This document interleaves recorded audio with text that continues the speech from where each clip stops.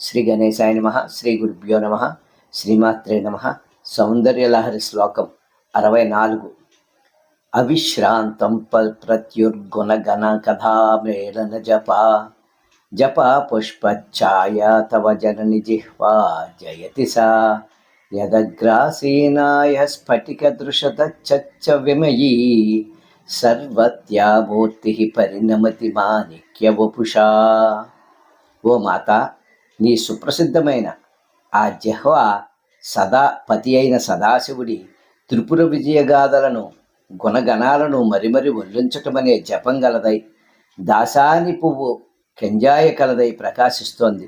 నీ జిహ్వాగ్రంలో సుఖాసేనయై నెలకొన్న సరస్వతీదేవి యొక్క స్ఫటికమణి వంటి తెల్లని కాంతులను వెదజల్లుతున్న మూర్తి స్వరూపం నీ నాలుక యందలి ఎర్రని కాంతి సోకి రక్తవంతమై మాణిక్య స్వరూపాన్ని పొందుతోంది. శ్రీమాత్రే నమః.